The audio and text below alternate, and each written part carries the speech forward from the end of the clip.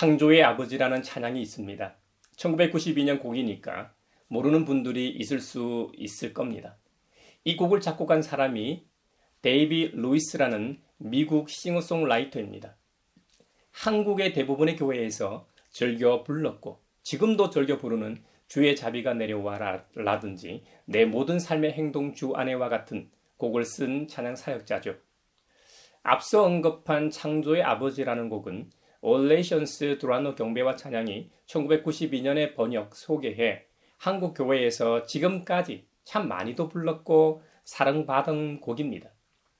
이 창조의 아버지의 원 제목은 한글 번역 그대로인 Father of Creation입니다. 창조와 새 창조의 역사를 노래하고 있죠. 가사는 2절로 된 곡입니다.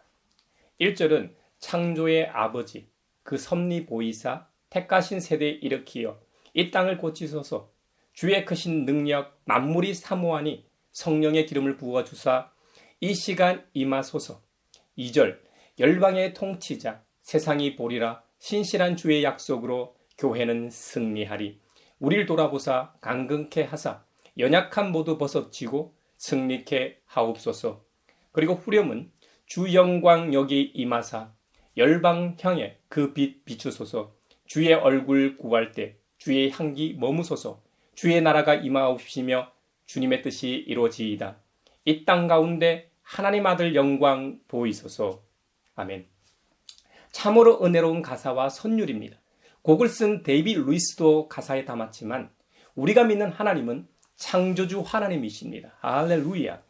이 세상에 존재하는 모든 것은 창조주 하나님께서 설계하시고 만드신 세계입니다. 하나님의 피조물인 창조 세계가 성경에 의하면 인간의 타락으로 파괴되고 훼손되었습니다. 하지만 사랑으로 이 세계를 창조하신 하나님께서는 타락하고 파괴된 채로 피조 세계를 내버려 두지 않으시고 타락한 이 땅을 고치시고 다시 회복시키려는 원대한 계획을 가지고 계셨습니다. 하나님의 아들, 우리의 유일한 구원자, 예수 그리스도를 통해 새로운 창조를 꿈꾸셨습니다. 예수 그리스도를 믿고 영접하는 자는 그가 누가 되었든 간에 새로운 존재로 거듭나게 되었습니다. 또 하나님의 거룩한 영이신 성령님을 통해 구원받은 모든 그리스도인들이 하나님의 손과 발이 되어 온 세계에 주님의 영광을 나타내게 하셨습니다. 저는 개인적으로 창조의 아버지라는 이 곡을 듣고 부를 때마다 삼위 하나님의 놀라운 역사와 은혜를 느끼게 됩니다. 그런 면에서 이 곡을 직접 작곡한 데이빗 루이스 형제에게 고마운 마음을 가지고 있고 데이빗 루이스 형제에게 영감을 주셔서 이 곡을 쓰게 하신 하나님께 감사와 영광을 돌립니다. 오늘 서론 부분에서 찬양곡 하나를 좀 길게 설명한 이유는 이 찬양곡이 은혜롭기도 하지만 오늘 본문인 히브리서 2장에 나오는 창조의 역사 때문입니다. 히브리서 2장 6절에서 8절을 보면 사람이 무엇이기에 주님께서 그를 기억하여 주시며 인자가 무엇이기에 주님께서 그를 돌보아 주십니까? 주님께서는 그를 잠시 동안 천사들보다 못하게 하셨으나 영광과 존귀의 면류관을 그에게 씌워주셨으며 만물을 그의 발 아래에 복종시키셨습니다. 할렐루야. 히브리서 2장 6절에서 8절은 시편 8장 4절에서 6절을 인용한 구절입니다. 시편 8편은 시편 전체에서도 가장 사랑받는 시편 중 하나입니다. 시편이라는 장르는 아름다운 언어로 마치 이 언어의 실로 수를 놓아 멋진 작품을 만든 것처럼 짧은 글에도 불구하고 우리에게 감동을 줍니다. 그런데 시편 8편은 신학적으로도 창조와 새 창조, 우주와 인간과 하나님의 관계에 대해 말하는 시편이기도 합니다. 시편 8편은 궁극적으로 예수 그리스도 안에서 이루어짐을 노래하고 있죠. 또 시편 8편은 단순한 개인의 찬양시가 아닙니다. 여호와 우리 주여라고 부르는 것을 볼 때 공동체의 찬양시임에 틀림없습니다. 우리 가양교회와 같이 믿음의 공동체가 주님을 부르며 하늘과 땅에 충만한 창조주 하나님의 영광을 노래하는 시입니다. 시편 8편에서 중심은 당연히 창조주 하나님이시지만 그 다음으로 중요한 중심은 사람이라고 할 수 있습니다. 여기서 사람이라든지 인자라는 호칭은 집합적인 단수입니다. 바로 저와 여러분 같은 일반적인 인간 혹은 인류를 가리키는 것이죠.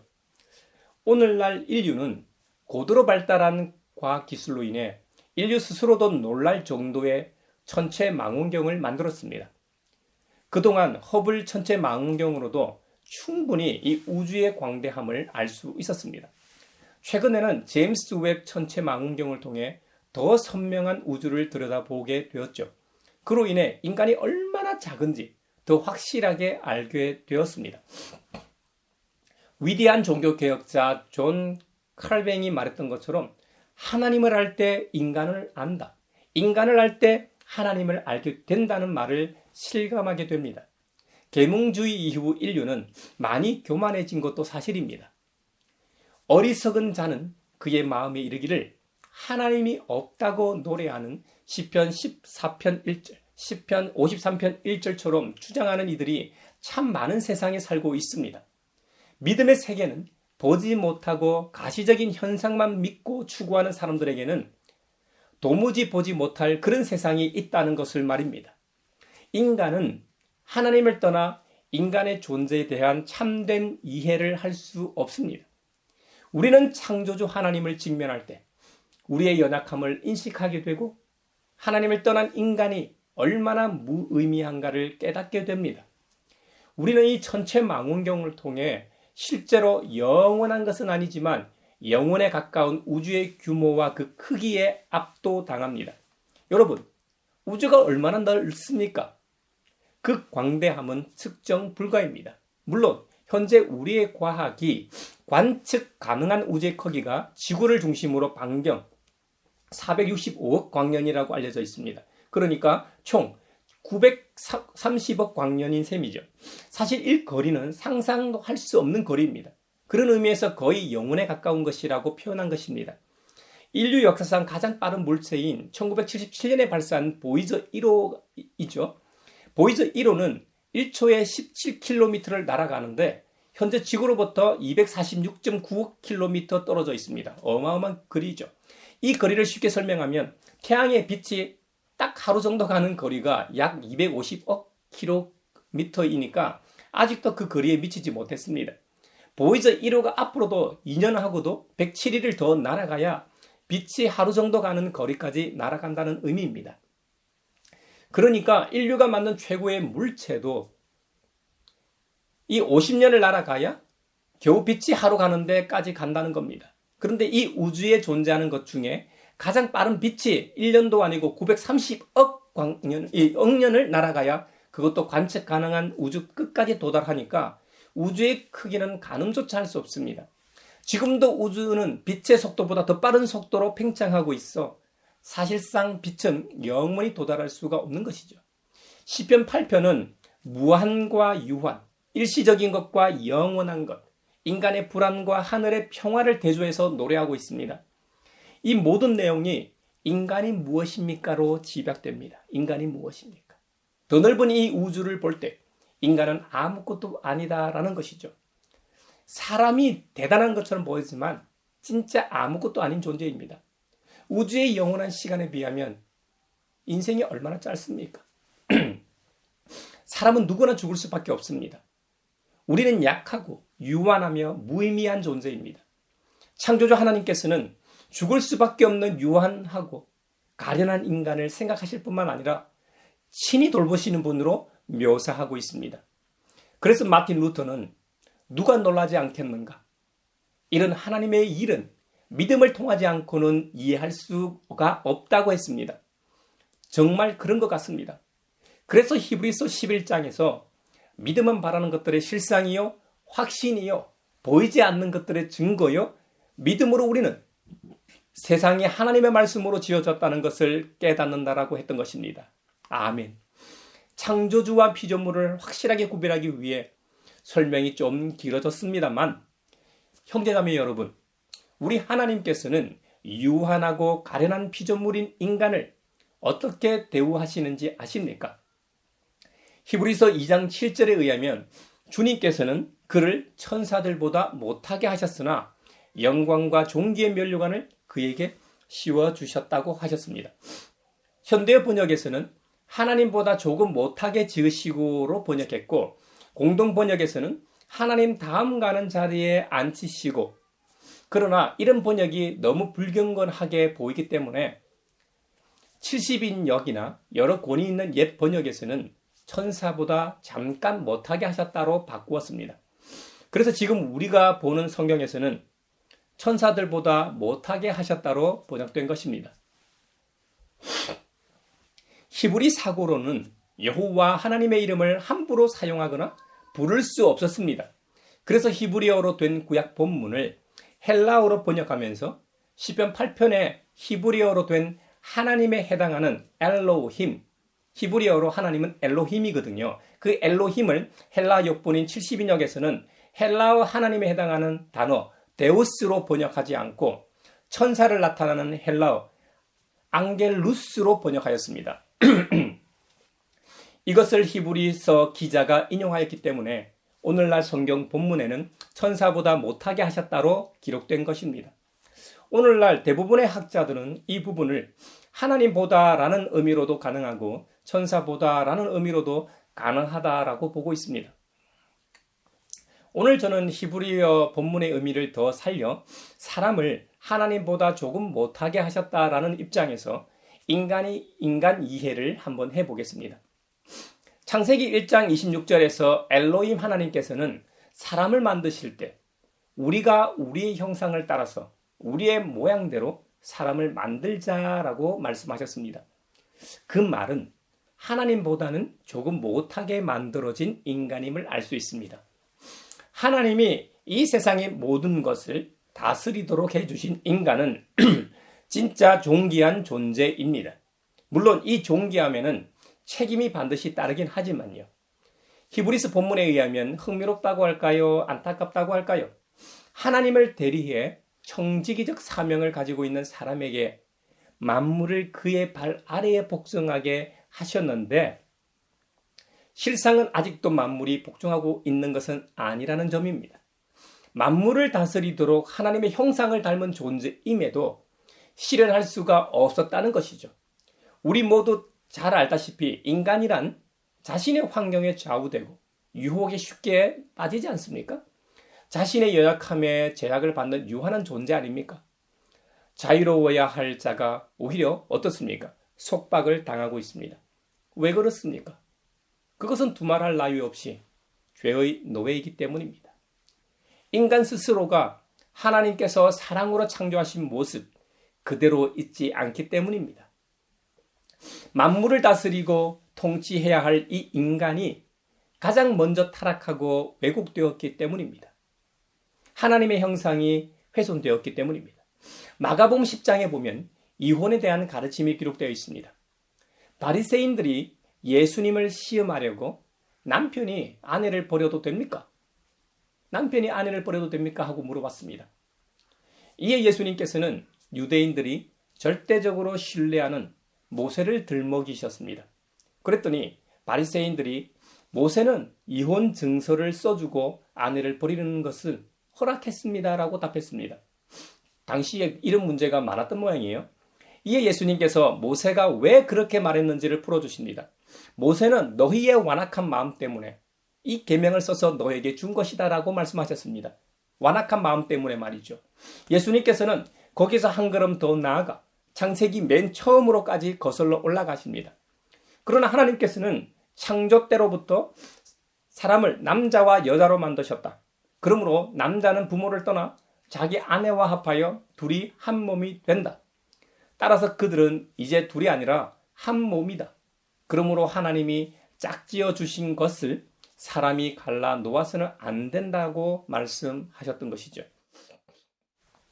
하나님께서 남자와 여자가 결혼이라는 제도를 통해 연합하게 하신 이유가 뭘까요?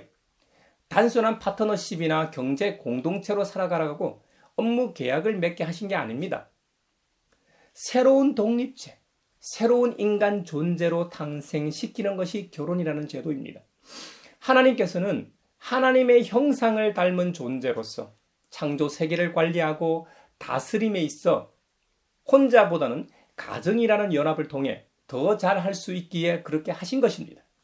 그런데 인간의 불순종으로 죄가 세상에 들어옴으로 인해 하나님의 선하신 계획이 훼손되었습니다. 모세가 이혼 증서를 써주면서까지 이혼을 허락한 이유가 있다고 예수님은 지적하십니다. 모세 당시의 이스라엘의 상황은 창조주의 의도를 충족시킬 수 없는 상태였습니다. 그래서 차선책으로 율법을 제정해 당시 상대적 약자였던 여자들을 보호하기 위한 법이었습니다. 그리고 이혼을 남용하거나 오용하지 못하게 하기 위함이었습니다. 하나님께서 만드신 결혼이라는 제도, 가정이 훼손되고 깨지는 것은 여러 이유들이 있겠지만 결국 인간의 욕심, 욕망 때문입니다. 20, 30년 이상 따로 살아왔는데 어떻게 짧은 시간 안에 서로 하나됨을 온전히 이루겠습니까? 서로 맞춰가는 것이지요. 서로 눈이 맞아 못 보면 안 될 정도로 사랑하게 되어 결혼을 했다고 하지만 태어날 때부터 다른 기질, 다른 성격을 가지고 태어났지 않습니까? 수십 년 동안 다른 가정 환경과 배경에서 다른 모습으로 살아왔는데 어떻게 한순간에 잘 맞겠습니까? 서로 양보하며 맞추다 보면 비로소 둘 다 성숙한 인간이 되어가는 것이지요. 거기다 아이까지 생기면 그 아이로 인해서 많이 싸우기도 하지만 부모로서 함께 성장해 가는 것입니다. 이것이 하나님께서 인간에게 주신 큰 선물입니다. 가정을 통해 함께 성장해 가야 하는데 왜곡된 인간상으로 인해 그러지 못하고 중간에 깨지고 힘들게 되는 것입니다. 사랑하는 여러분, 이라는 왜곡된 인간상을 회복시키기 위해서는 인간 스스로는 절대로 불가능합니다.